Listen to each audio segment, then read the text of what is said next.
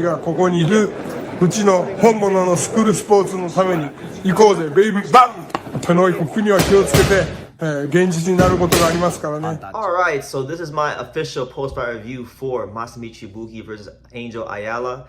And your result of the fight is, and the new IBF flyweight champion for the third time in his second weight class, Masamichi Yabuki is once again a world champion. He gets the 12-round stoppage over Angel Ayala. And Yabuki's one of these fighters, man. He's getting better. Like, he's getting better.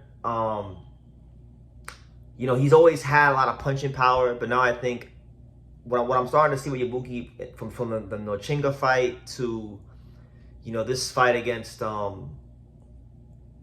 Angel Ayala is his boxing skills are starting to catch up to his power, right? Because in this fight against Angel Ayala, I mean, he got off to like a dream start, like the best start he could have asked for in a fight. You know, Ayala, a mistake that he makes a lot is he keeps his head right there on the center line, so he's not really moving his head to the left, moving his head to the right a whole bunch. He's someone that really and truthfully, like, his defense is leaky, right? And I thought Yabuki did a great job taking advantage of that, because in the first round, Ayala came right at him, and Yabuki off the back foot hits him with a left hook and drops him on the canvas, right? And I think that set a great tone for the fight. Yabuki also wound up dropping Ayala in the second round. So you're talking about 2 10-8 rounds in the first 2 rounds, and Ayala dug himself quite a massive hole, honestly. Really and truly, he dug himself a huge hole in the fight that he really couldn't get himself out of. Now, it worked out by Ayala because, you know, there was a head clash in round 3. He was coming in with his head a lot, so there was a head clash. Yabuki was bleeding, Ayala was bleeding. So when a fighter gets cut and blood starts to pour out of the fighter, you know, the more blood you lose, the more fatigue you get. So that's what happened, and I think this actually kind of stopped the volume of punches from Yabuki for a little bit, and allowed Ayala to get back into the fight. I thought Ayala found his footing around the 4th round. He started to box well in the 4th round, shooting punches down the middle. I thought he picked up a couple rounds, but ultimately throughout this fight, the story was Yabuki's punching power. His punching power and his experience and his boxing skills. These are not things that people normally associate Yabuki with, you know, boxing skills.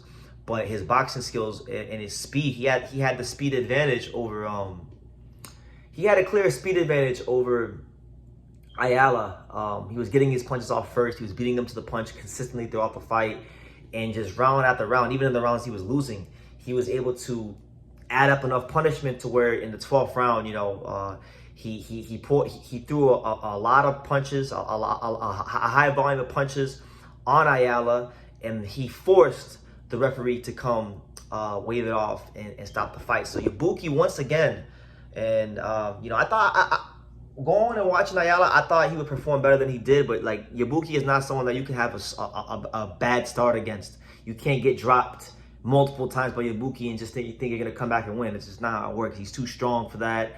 He's now, you know, you look at Yabuki and with his career, he's fought Kenshiro twice. He's fought Junta Nakatani. He's fought Seigo Yuriokui. He's fought Sevenaki no Chinga. He's fought Angel Ayala, and a bunch of other top Japanese domestic level fighters. So he's 18-4, but his 18-4 has a lot of substance to it. He's fought a lot of competition, and through all this competition Yabuki's fought, I think his experience and his skills have accelerated, because that's normally how it goes in boxing. When you're fighting top competition, when you're sparring top competition, and you're making the right adjustments in the gym, you can accelerate your skills and what you can do in the ring. And I think that's what I'm seeing with him. He's not just a heavy-handed puncher.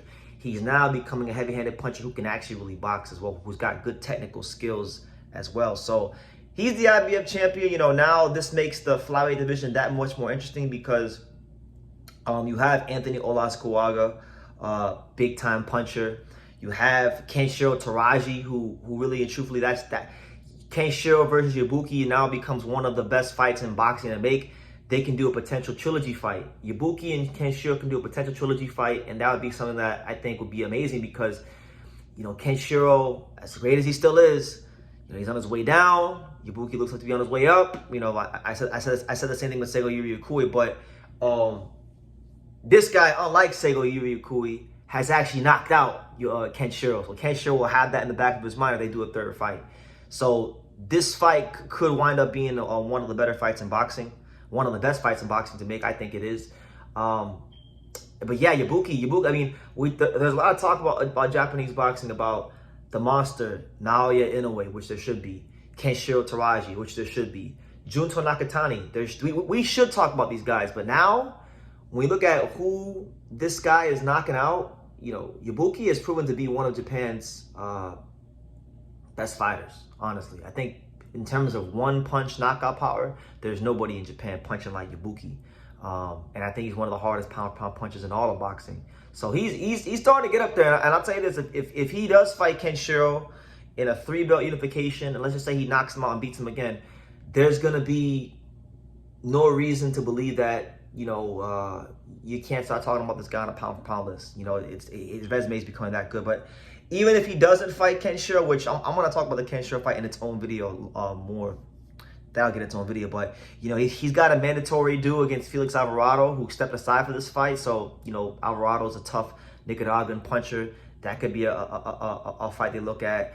You got Ricardo Sandoval from the California, who is a Golden Boy Promotions fighter. He's been in the rankings for years, trying to get his shot at the title. I would like to see Ricardo Sandoval get his shot. I think Ricardo Sandoval could give Yabuki a really good fight. And yeah, I mean, there's plenty of contenders in this division. You got Vince Paras, who's number 5, you know, tough Filipino. If you scroll even further down, there's a couple of Japanese fighters. You got Taku Kuwahara, who we know fought Seigo Yuriokui, who's a tough fighter. He's ranked at number 9 in the IBF. And then you got one of my favorite Japanese fighters who I'm hoping can get back into the fold, Kento Hatanaka.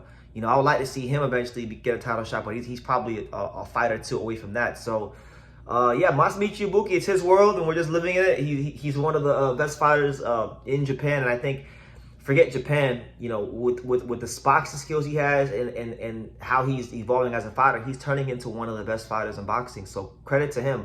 I always seem to pick against Yabuki. You know, he's getting better, and I gotta give credit where credit is due, and I'm happy to see him get this win. Angel Ayala, I don't think he fought terrible. I just think he dug himself too big of a hole, and then the head clash fatigued him. But he boxed well. Once he found his rhythm in the fight, he boxed very well. But I think it'll be a learning experience for him. He's only 24. He's got to work on his defense a bit more and work on some other things. But he's still a really good fighter, and I think he could still be champion again. But just wasn't his night tonight. Masamichi Yabuki is the better man. So yeah, once again, Japan has another world champion, and his name is Masamichi Yabuki for the 3rd time. So yeah, what an overachiever, what a fighter, what a puncher. It's never boring with him. But leave your comments down below, guys. I want to know what you guys think in the comments. Take the time to subscribe. And like I say in every single one of these videos, you can love me or you can hate me, but I'm just a kid from Dania. So until next time, take care, guys. Thank you for watching another video on the untouchable True School Sports Empire. For more great boxing content just like this, make sure you guys click right over here. Keep watching my boy BT put on the best interviews out here.